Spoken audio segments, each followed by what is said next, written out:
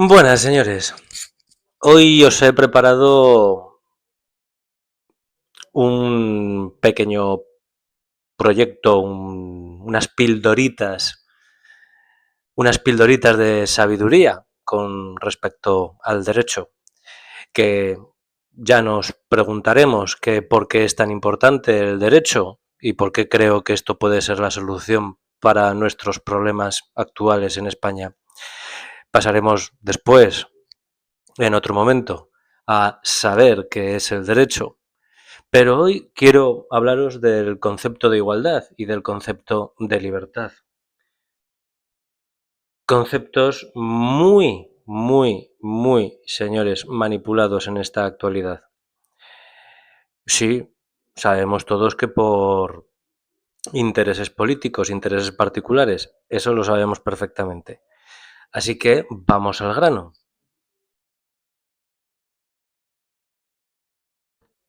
Os he hecho, os he hecho precisamente estas diapositivas, ¿vale? Para hablaros precisamente del concepto de igualdad efectiva, los hiperónimos frente a los hipónimos que ya os dije en su día con respecto a qué es el ser humano y las clases de ser humano. Es decir, no es lo mismo centrarse en disponer en la producción normativa, no es lo mismo centrarse en lo que es el ser humano que centrarse en los distintos tipos de ser humano. Cuando queremos alcanzar la igualdad en derecho en su redacción, precisamente nos amparamos en los hiperónimos, ¿vale? Así que hiperónimos frente a hipónimos. El uso de los hiperónimos se enfoca en las familias. Por ejemplo, los perros son mamíferos, los gatos son mamíferos. Por tanto, nos ampararemos y repararemos en los mamíferos, no en los perros y en los gatos. ¿Esto queda claro? Vale.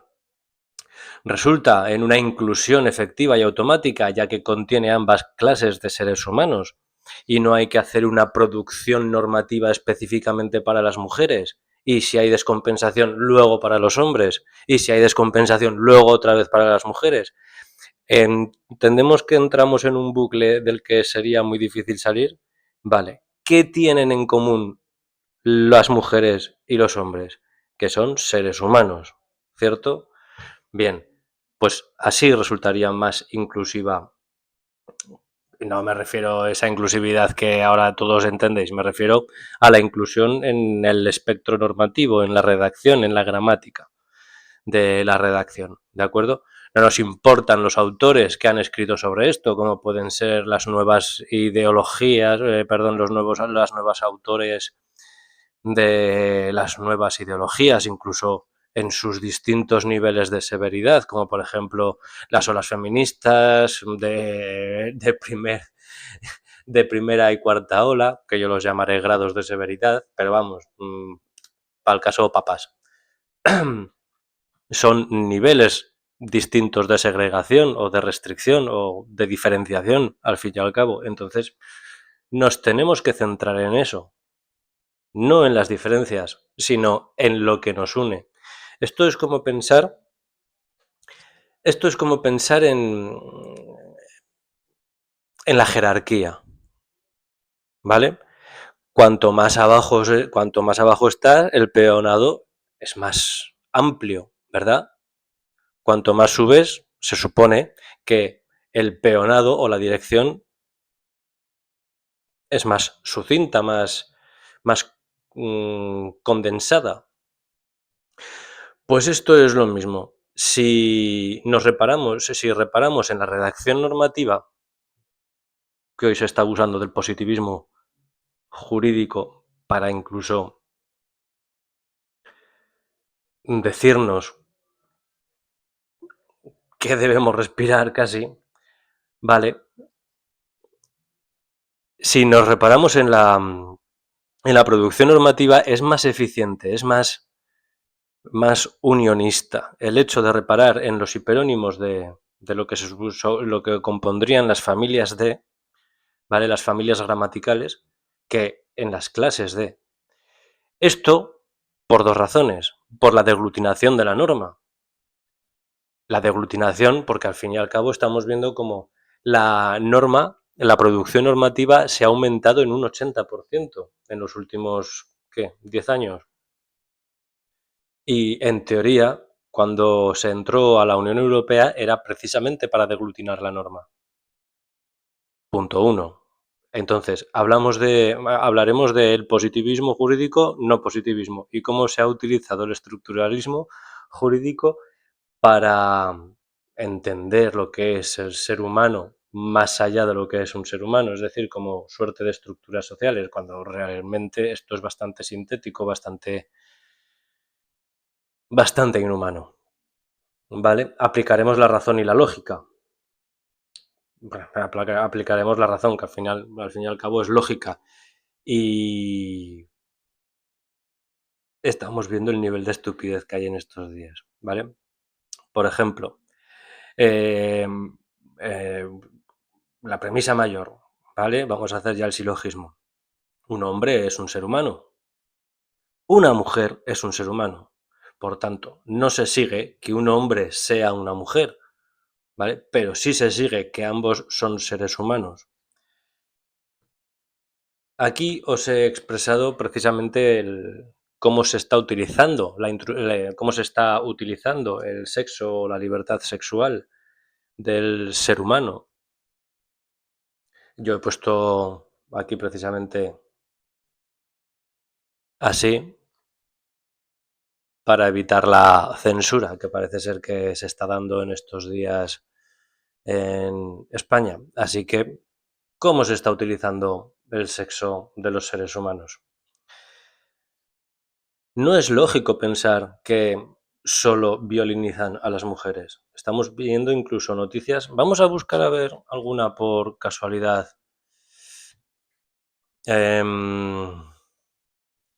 A ver, agresiones.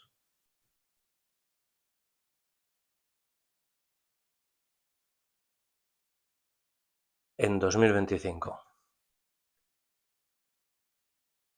A ver. Son una realidad, pero las estadísticas oficiales en España se centran principalmente en la de género, de hombre a mujer. Esto es la inteligencia artificial, ¿eh? De hecho, no hay datos específicos. Crecen en número e intensidad. Y me gustaría esperaros. No porque no porque sería la cuenta privada y no quiero utilizar la cuenta privada para esto, la de X.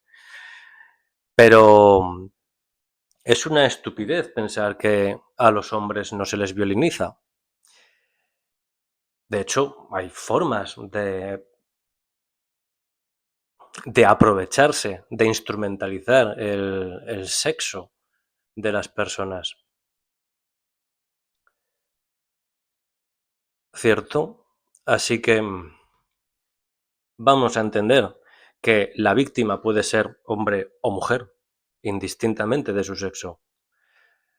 Sabemos que cuando se le hace a la mujer puede ser por placer, por la fuerza, incluso otras, ¿vale? Y si se le hace a un hombre, puede ser precisamente para aprovecharse de su patrimonio, o incluso también por sexo, por placer u otras, ¿vale? Pero ambos las sufren. Y esto es indiscutible. Esto se sigue. ¿Por qué? Porque es el ser humano, no el hombre o la mujer, las que lo sufren. Quiero hacer un ejercicio sencillo porque de aquí vamos a ir precisamente a ejecutar el proyecto del reconstituyente, ¿vale? La iniciativa reconstituyente, ¿vale? Y esta es precisamente la importancia del consentimiento mutuo previo a cualquier acción, es decir, a la de casarse, a la de tener relaciones íntimas. El consentimiento mutuo previo es importantísimo, hay que estar seguro de lo que se hace y justo por ello hay que responsabilizarse después. Por mucho que seamos seres sociales, no dejamos de ser seres humanos. ¿Esto lo entendemos? Ya os hablé hace tiempo, hace unos días, Esperadme a ver si lo encuentro aquí. Ya os hablé hace unos días aquí. Estos son imágenes para las explicaciones. A ver si se me abre esto rápido, ¿vale? Ya os hablé precisamente aquí de cómo distinguimos esto. Las realidades, por ejemplo. Ya lo visteis. El programa creo que es la sesión 1 en las distintas partes, que ya subiré ese programa entero, que creo que al final harán como unos 50 minutos o una hora. Pero tenemos que aprender a distinguir la realidad material de la realidad formal. Yo lo llamaré realidad material, aunque John R. Searle lo llamó realidad bruta o física y John R. Searle lo llamó realidad social o institucional. Pero tenemos que aprender a distinguir entre las dos realidades. En la metaética cognoscitiva, en la razón, básicamente, o en la emoción, básicamente, se distinguen varias cosas. La emoción, básicamente, la no cognitiva, se centra en una ficción, ¿vale? La realidad material es la que es y es la que no podemos cambiar. ¿De acuerdo? Volvemos aquí. A ver si... aquí era. Por eso debemos entender que cuando los seres humanos tenemos algún tipo de relación entre nosotros o entre personas jurídicas o incluso entre estados, el consentimiento mutuo previo es muy importante porque obliga a posteriori en el proceso, en el continuum de las relaciones. No se puede, se puede, ¿vale? Se puede echar atrás, obviamente, pero no se puede no se puede consentir previamente, desconsentir o retirar el consentimiento y volver a consentir y volver a retirar el consentimiento y volver a consentir, como se supone que avala la ley del sí es sí, por ejemplo, porque tenemos una obligación. Entonces, es importante que se sepa esto, ¿de acuerdo? No es racional la retirada del consentimiento durante cualquier acto. Eso, de hecho, es emocional. Es el, pues ya yo no. Vale. De ahí entregarse en cuerpo y alma, como por ejemplo dice la doctrina cristiana, que yo no lo veo en concreto mal en sí.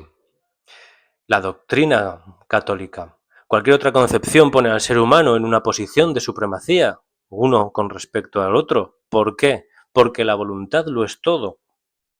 Y es así de sencillo. Una posición de supremacía, preeminencia. Si reparáis en el concepto de lo que es el feminismo, veréis esta palabra, preeminencia.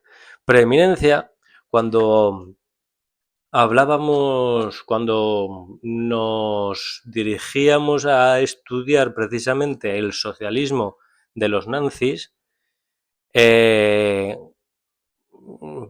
preeminencia de un ser humano con respecto a otro es básicamente supremacía, ¿vale? Por ejemplo, la supremacía área. Hoy en día estamos viviendo la supremacía femenina. Hoy estamos viendo incluso la segregación del hombre blanco. Esto lo estamos viendo. Creo que sería estúpido considerar que no. Estamos viendo incluso cómo se está segregando al hombre y mujer, a las personas, a los seres humanos heterosexuales.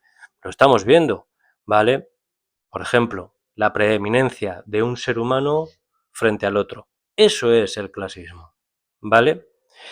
Esto coincide con el iushumanismo, ¿vale? Lo que importa es el ser humano, el hiperónimo, ¿vale? No sus clases, los hipónimos. Es por esto que es importante reparar cuando os explico este concepto de igualdad efectiva independientemente de los ideólogos que hayan desarrollado sus tesis. Indistintamente, este es el concepto de igualdad efectiva. ¿Vale? Podríamos ahora analizar la Declaración Universal de los Derechos Humanos, la Declaración Universal de los Derechos del Hombre, podríamos estar viendo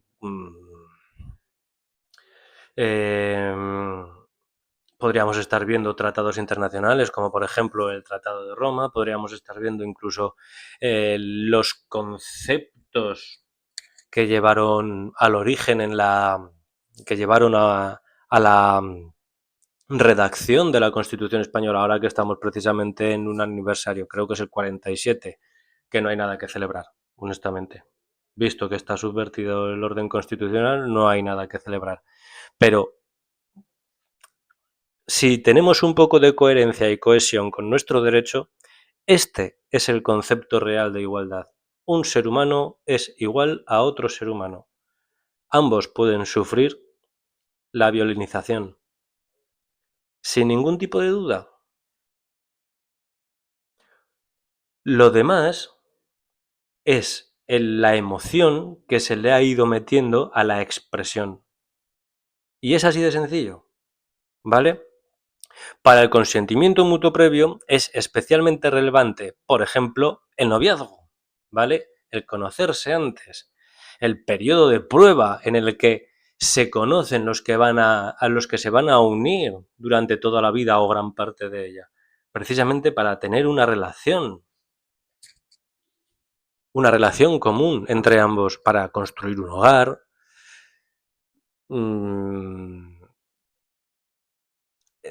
Soy muy consciente de que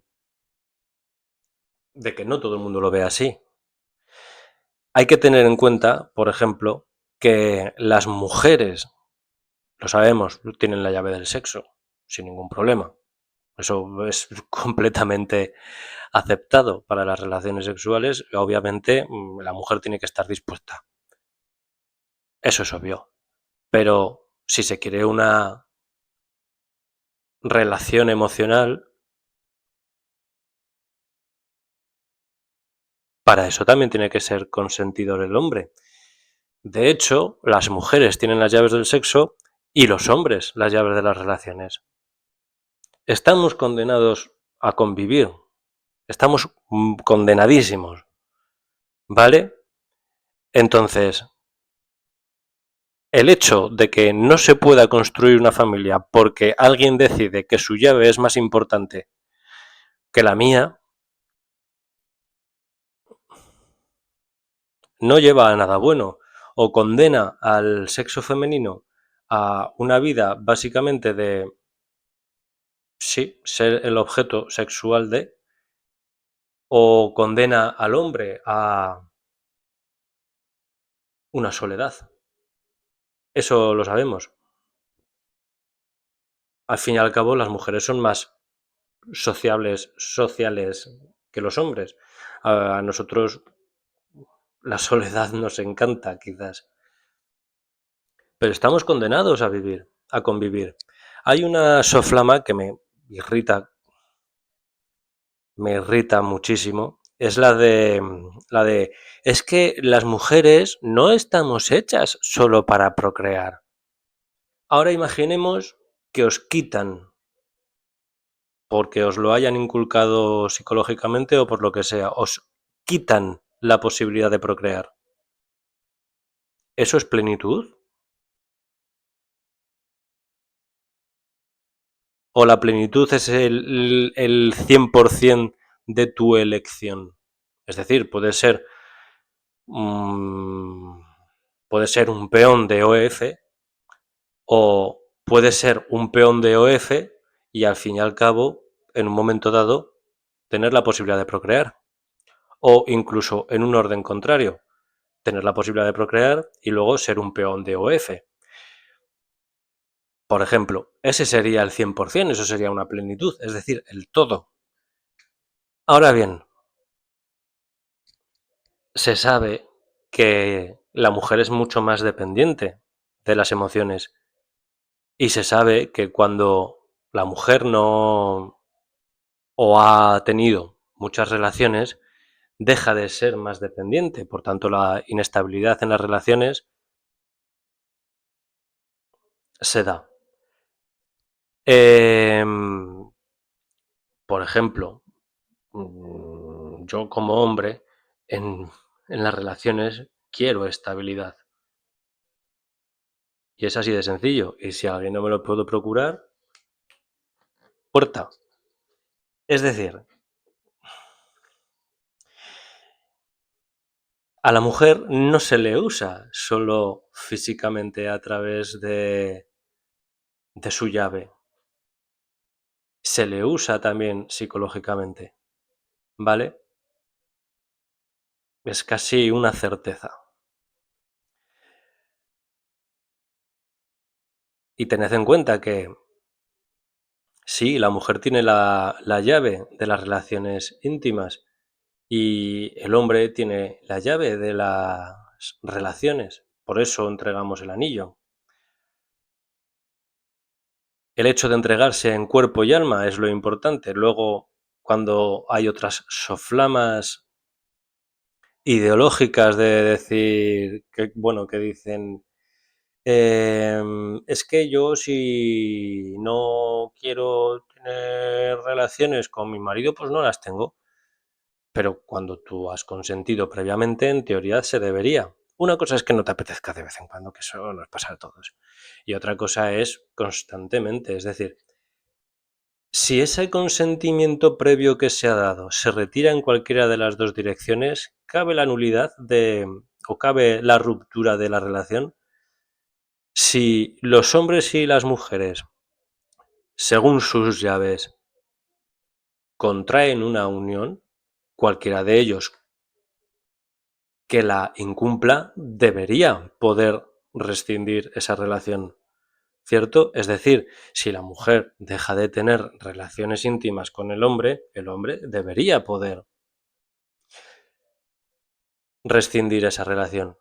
Si el hombre, al fin y al cabo, tiene más de una relación, es decir, no se le da esa exclusividad, tendría que quizás, y esto lo sabemos, que ha pasado históricamente, la capacidad de rescindir esa relación. Es más, si surge una violencia en ese tipo de relaciones, se debería, y esto ya es porque es ser humano, porque es derecho humano, quiero decir, se debería poder rescindir esta relación. Pero es eso, señores, el consentimiento previo mutuo es lo importante para mantener la igualdad, porque al fin y al cabo lo que se unen son dos seres humanos en una única unión.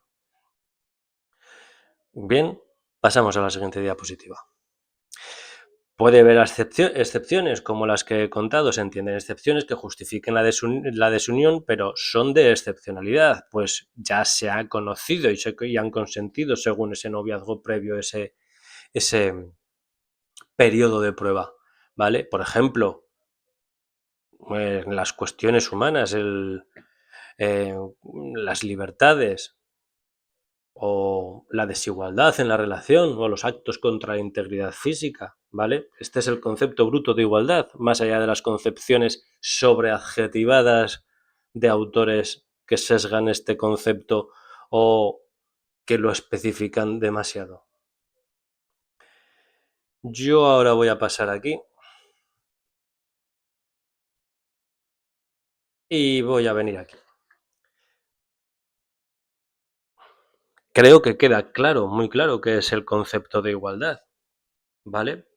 Un ser humano es exactamente igual a otro ser humano, sin distinción por sexo, raza, etcétera, etcétera, etcétera. Ideología, creencias. ¿Esto lo sabemos? Vale. Cuando ocurre esto es cuando ocurre una discriminación y es cuando podemos recurrir a los tribunales. Hoy, sabido es que está en norma expresada esta desigualdad y tanto ejecutivo como legislativo y judicial están amparando esa desigualdad. Es aquí donde entra la importancia de este proyecto, señores, porque además se está cooperando desde las instituciones y yo creo que hay que recuperarlas. Yo en estos días intentaré mandar, creo que me han salido como 20 cartas a distintas personas, entre ellos representantes políticos, e intentaré a ver si están de acuerdo con este proyecto. Pero creo que ya hay que ejecutarlo, señores. Estamos viendo lo que está pasando ahora con Marruecos, que está reclamando el montecito este de telurio en las aguas canarias. Y os recuerdo que era una de mis preocupaciones, y de hecho es una de las cuestiones que nos da legitimidad para el poder destituyente, la inseguridad. Y sobre todo cuando es cualquiera de nuestros poderes quienes nos la proveen. Y esto es así de sencillo. Somos seres humanos y otros seres humanos están aprovechando de nosotros. Esto al fin y al cabo es lo de siempre. No es que haya un rey superior que al fin y al cabo sea un ser divino, no. Esto ya no pasa. Eso era con el Estado primitivo. Estado primitivo, Estado liberal, Estado social, Estado constitucional, el neoconstitucionalismo. ¿Entendemos esto? Vale. Pasamos entonces al concepto de igualdad, de libertad, perdón. ¿Qué es la libertad? ¿Qué es la libertad? ¿Alguien podría responder a esto sin pegarse 40 minutos hablando? La podemos definir jurídicamente como la ausencia de impedimentos. Recuerdo haber leído un artículo de Eduardo García de Enterría sobre la interdicción de la arbitrariedad. Que sí, que mucho bla bla bla, pero que al fin y al cabo nos hablaba de los valladares. Es decir, para que no haya una arbitrariedad que emane de los poderes, tiene que existir esos valladares, donde no pueda entrar a disponer el que manda. La libertad es lo mismo. Hay unos valladares, por ejemplo, y esto está expresado en la norma y en doctrina, quiero decir. Cuando hablamos de la libertad, por ejemplo, la libertad de expresión, no debe haber valladares que impidan esa expresión. Hablamos, pues, de que hay cierta expresión que causa daño a terceros, como por ejemplo pueden ser las injurias, las calumnias, la humillación, que será la vejación en el contexto penal, por ejemplo, pero la censura expresa, venga, hombre.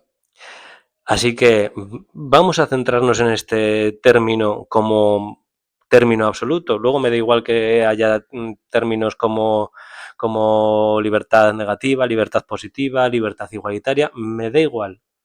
Este es el término bruto de libertad. ¿Queda claro? La libertad es, en suma, la ausencia de impedimentos. Así que ya sabes, si quieres aprender más de derecho y desde cero, dale like, suscríbete y participa. Serás capaz de autorrepresentarte como ciudadano autónomo y así evadir el adoctrinamiento y defender tus propios intereses. Pero sobre todo participa en la iniciativa pública, esa de la educación para todos, la unión en un único camino recto y humanista, que es lo que se necesita. El pueblo español te lo agradecerá. Vale para todos los pueblos de la zona gris de este mapa. No olvides visitar este canal, que puede que a ti no te interese, pero seguro, sin duda, a otros muchos sí. Comparte.